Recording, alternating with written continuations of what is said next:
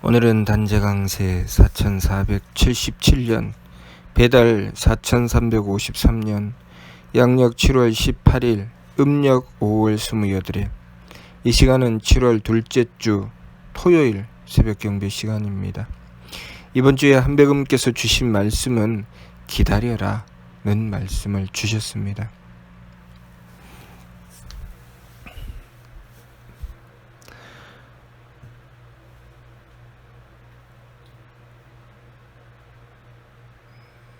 지난 말씀을 통해서 우리가 한백음의 말씀을 받들고 하느님의 뜻을 받들어 행하는 발근이가 행해 나가는 법이 지감, 조식, 금촉이라고 하셨습니다. 그것을 회삼경에서 비유를 들어 설명하시되, 느낌을 그치는 것은 활 쏘는 것과 같고, 숨쉼을 고루하는 것은 고기 낚는 것과 같고, 부딪힘을 금하는 것은 말 무는 것과 같다고 하셨습니다. 활 쏘는 자는 자신이 바로 하기를 힘써야 한다고 하셨지요. 자신이 바로 하기를 힘써야 활을 쏠 때 내가 바로 하였을 때 그 화살이 관역을 향해서 바로 날아갈 수가 있죠.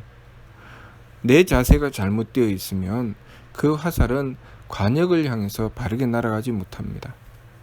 또 고기 낚는 이는 살피기를 힘써야 한다고 하셨죠. 항상 살피고 있어야 물 밑에서 움직이는 것을 찌를 통해서 확인하고 그 찌가 움직이는 것을 살폈다가 정확하게 때에 맞추어 움직여 나갈 수가 있는 것이죠. 또 말 무는 이는 조심하기를 힘써야 한다고 하셨습니다. 조심하지 않으면 달리는 말에서 떨어져 다치게 되기 때문입니다. 그래서 타락하지 않도록 조심해야 한다. 그것이 부딪힘을 금하는 법이라고 하셨습니다. 이 법은 하느님께서 베풀어 주신 이 세상 만사에 하느님의 법칙이 뚜렷하게 있기 때문에 그 법칙을 우리가 바르게 깨닫고 그 법칙에 맞추어서 살아가야 우리의 삶이 바른 삶이 되고 행복한 삶이 되기 때문에 그 법칙을 지키라는 말씀입니다. 예를 들면 이 자연 만물에 구성되어 있는 자연의 이치를 이용해서 우리의 삶을 살아갈 때 우리는 여러 가지 자연의 이치에 따라서 기구를 쓰게 되고 또 그것을 이용해서 문명의 이기를 누립니다. 우리가 날마다 편안하게 쓰고 있는 불과 물, 그리고 여러 가지 기구들이 있습니다. 예를 들면 냄비에 물을 끓인다고 합시다. 냄비에 물을 끓인다고 하는 것은 하느님의 이치를 쓰는 것이죠. 자연의 이치를 이용하는 것입니다. 그렇게 냄비에 물을 끓이고 그 냄비를 내가 어떻게 할 것인가? 맨손으로 그 냄비를 잡을 것인가? 자, 맨손으로 냄비를 잡으면 안 되죠. 왜냐하면 그것은 하느님의 이치입니다. 내 손이 뜨거운 냄비를 잡을 만큼 강하지 못하죠. 그렇기 때문에 내 손을 보호해야 합니다. 나를 바로잡아야 되죠. 나를 바로잡는 것, 활 쏘는 것과 같지요. 나를 지키는 것입니다. 나를 지키는 것은 지감법입니다. 내가 착함을 지켜 행해야 하는 것은 나를 보호하는 것입니다. 마치 뜨거운 냄비를 맨손으로 잡으면 내가 화상을 입는 것처럼 그것이 자연의 이치고 하느님의 법칙이죠. 그래서 내가 먼저 조심해야 합니다. 그리고 그 냄비를 살펴야 되죠. 냄비가 지금 뜨거운지 차가운지, 그리고 그 물이 얼마나 끓었는지, 자, 그것이 조식법입니다. 조식법은 살피기를 힘쓴다고 하셨죠. 고기 낚는 것처럼 항상 살피기를 힘쓴다.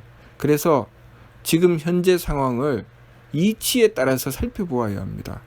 이 모든 자연 만물은 하느님의 이치로 구성되어 있기 때문에 항상 이치를 가지고 살펴야지 이치를 버리고 살필 수는 없는 것이죠.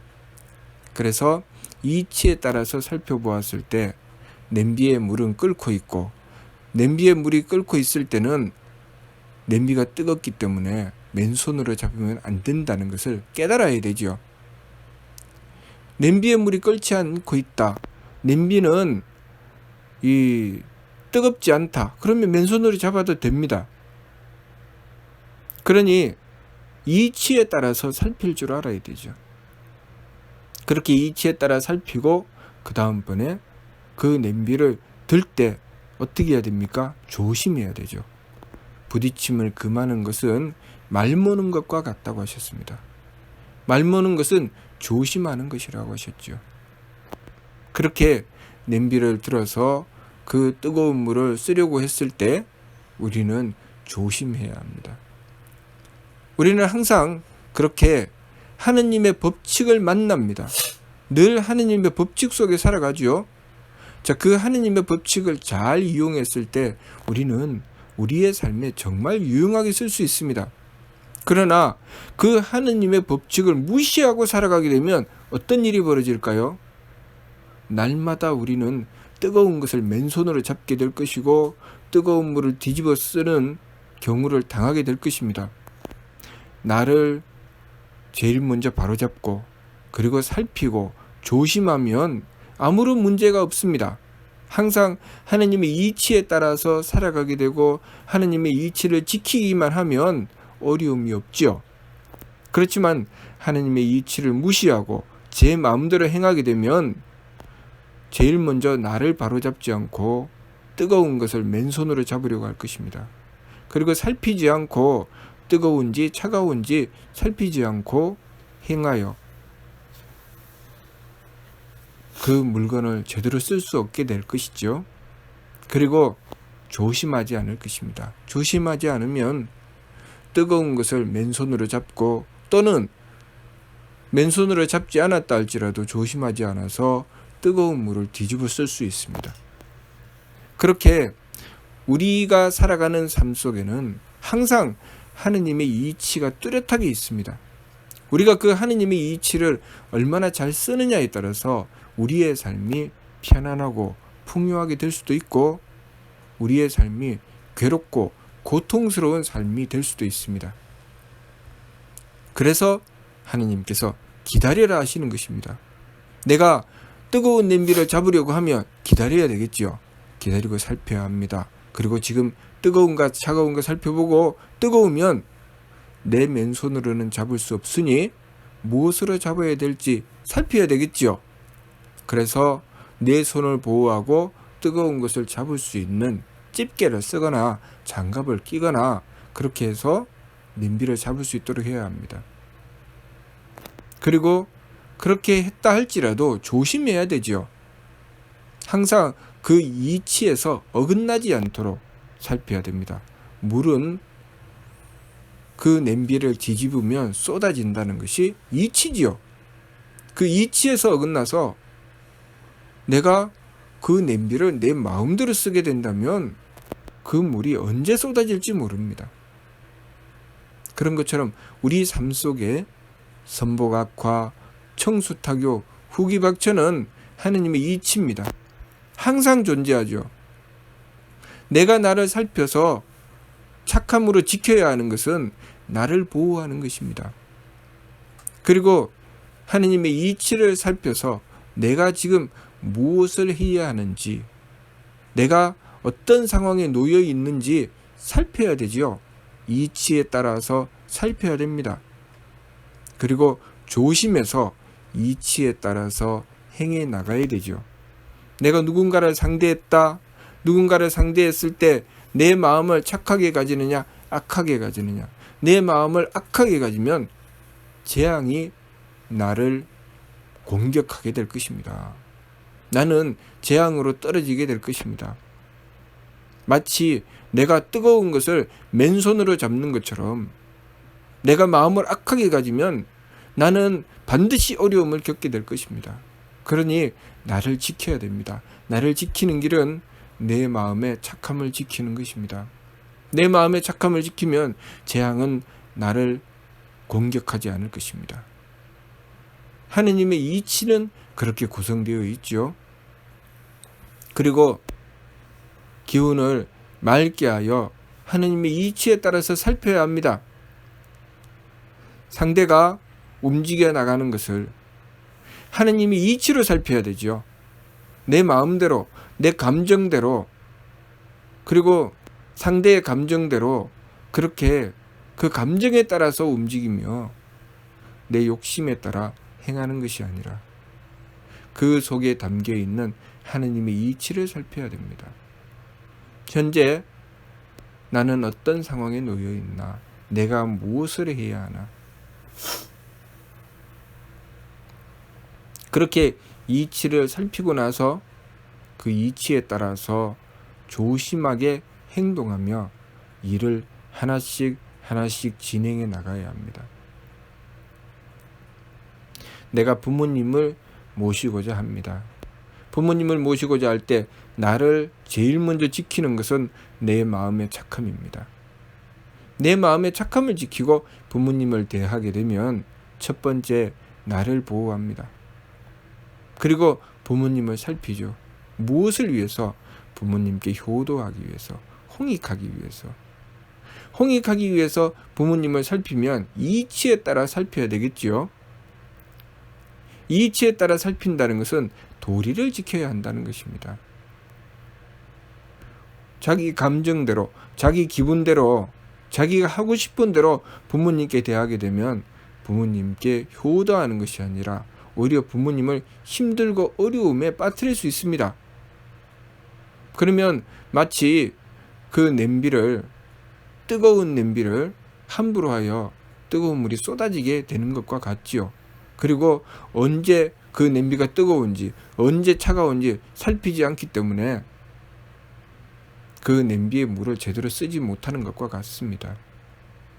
내가 부모님께 효도하고자 한다면 부모님께 어떻게 하는 것이 진정한 효도인지 살필 줄 알아야 됩니다. 그것은 이치에 따라 살펴야 되죠. 나는 자식이고 내가 대하는 분은 부모이니 부모님께 효도하기 위해서 내가 무엇을 해야 하는가. 그것을 살피기 위해서는 하느님께 원도해야 됩니다. 한배금께 원도해서 한배금께 그 뜻을 구해야 되죠. 그래서 이치를 살펴서 부모님께 지금 내가 무엇을 해야 되는지 그 이치를 바르게 깨닫고 실천해야 되죠. 부모님을 지켜드리는 것이 하느님의 뜻이면 부모님을 지켜드려야 되고 또 부모님의 사랑을 받을 수 있는 길을 여는 것이 그것이 그 때에 합당하면 나는 재롱둥이 어린아이처럼 바뀌어 부모님께 기쁘게 해드려야 합니다. 또 내가 든든한 기둥이 되어 부모님을 지켜드려야 될 것 같으면 나는 굳건하게 하여 부모님을 지킬 수 있는 길을 찾아야 되죠. 그렇게 살펴야 됩니다. 그런데 그것을 살피지 못하면 부모님께 기쁨을 드려야 하는데 기둥처럼 행동해서 부모님께서 그 자식을 대하면서 쓸쓸함을 느끼게 되겠지요. 또 부모님을 지켜드려야 되는데 재롱둥이가 되어서 부모님을 지켜야 될 때 지키지 못하고 오히려 부모님의 짐이 되어버릴 때가 있습니다. 그래서 살펴야 되죠. 항상 살펴야 됩니다. 그리고 그렇게 행해 나갈 때마다 조심해야 되죠. 내가 함부로 행하는 것이 아니라 항상 살피면서 이치에 따라 행하고 조심하고를 계속 반복하면서 그 일을 행해 나가야 되죠. 우리의 삶 속에 지감, 조식, 금촉의 세 법은 항상 써야 되는 법입니다. 나를 바로 하고 그리고 그 상황을 살피고 조심해서 행하며 그렇게 행해 나가면서 하느님께서 우리에게 바라시는 것은 홍익이죠. 그것을 통해서 홍익하게 하십니다.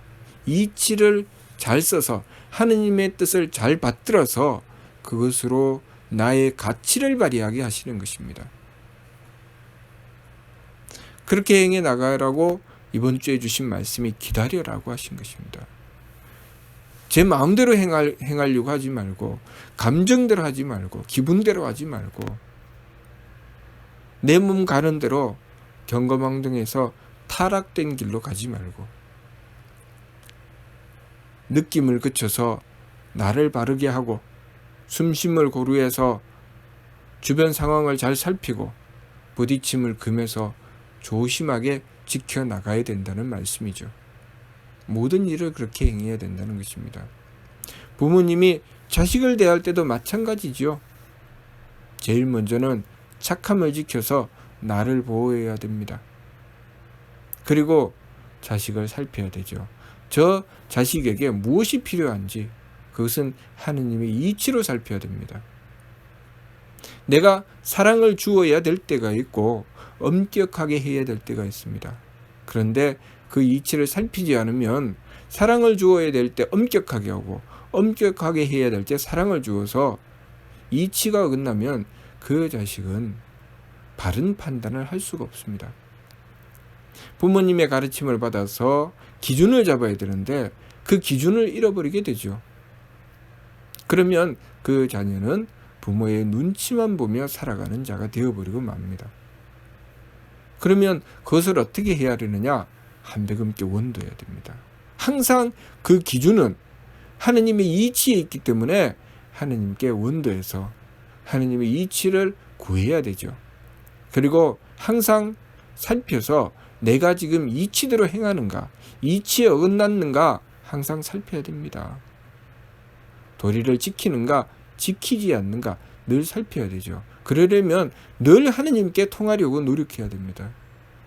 늘 한백음께 원하고 늘 한백음의 주관하심을 받으려고 하고, 그래서 조심하게 행하며 정성 들여 나가야 되죠. 정성을 들인다고 하는 것은 조심한다는 것입니다. 타락하지 않게 된다는 것이죠. 그래서 정성을 지극하게 들이면 들일수록 타락하는 위험함에서 벗어나게 됩니다. 그리고 항상 하느님의 이치를 헤아리려고 해야 되죠. 하느님의 이치를 헤아린다는 것은 원도한다는 것입니다. 항상 한백음께 그 뜻을 구하고 원도하였을 때 우리는 그 이치를 하느님의 가르침으로부터 얻게 됩니다. 내 마음대로 생각하고 판단하는 것이 아니라 하느님의 뜻을 구하는 것이죠. 그것이 살피는 것입니다.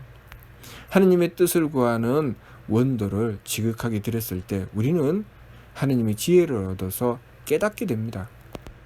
그것을 깨달아야 자녀는 부모님께 바르게 효도할 수 있고 부모는 자녀를 바르게 사랑할 수 있습니다. 스승이 제자를 가르칠 때도 마찬가지지요. 하느님의 이치를 얻어야 제자를 살펴서 그 제자의 부족하고 모자람을 알 수 있게 되고, 그것을 또 베풀어 가르칠 때도 제일 먼저는 자신을 보호하기 위해서 마음의 착함을 지켜야 됩니다. 내가 활을 쏠 때 나를 바로잡아야 그 화살이 관역을 향해 바르게 날아갈 수 있습니다. 스승이 제자를 가르칠 때 나를 바로잡지 않으면 내가 의도한 것과는 다른 길로 행동하게 됩니다. 결과가 엉뚱한 것으로 나오게 되죠. 나는 옳은 것을 얘기했는데 그 결과는 그런 것으로 나옵니다. 나는 동쪽을 얘기했는데 결과가 서쪽으로 나오는 것은 무엇 때문인가요? 나를 바로잡지 않았기 때문입니다. 나의 착함을 지켜야 하는 이유는 바로 거기 있는 것이죠. 그래서 나를 제일 먼저 바로잡고 그리고 이치를 살펴서 도리에 따라서 행동해야 됩니다. 이치를 살펴서 그 이치를 가지고 현재 상황을 재어보아야 되죠. 내가 무엇을 해야 되는지, 어떻게 해야 되는지. 그러려면 한백음께 원도하여 하느님의 지혜를 구해야 됩니다. 그리고 하느님의 지혜를 구함과 동시에 조심하여 타락하지 않도록 부딪힘을 금하는 법을 써야 되죠. 그렇게 조심하며 행동해 나가면서 하나씩 하나씩 정성 들여 나가야 됩니다. 모든 것은 정성으로 이루어야 타락하지 않습니다. 적공지탑이 불추라. 지극한 정성을 들여 쌓아 올린 탑은 무너지지 않는다. 우리가 정성 들인다고 하는 것은 바로 그런 것입니다. 우리가 실천해 나갔던 것, 우리가 행해 나갔던 것이 좋은 결실을 맺도록 하는 것은 바로 정성에 있습니다. 매사의 일마다 그 순간순간마다 내가 얼마나 정성 들여서 바른 도리를 지켜나갔는가, 하느님의 이치에 따라서 지키려고 조심하고 삼가하며 실천해 나갔느냐에 따라서 그 일이 굳건하여져서 좋은 결실을 맺게 해주는 것입니다. 사상누각이라고 하죠. 우리가 정성 들이지 않으면 모래 위에 짓는 집과 같습니다. 언제 무너질지 모르죠. 그러니 제일 먼저는 나를 바로하고 살피며 조심하게 행동해야 합니다. 그것이 반려견이가 실천해 나가는 지감, 조식, 금촉의 세법입니다. 한배우님께서 기다려라 하신 말씀은 그것을 하라는 말씀입니다.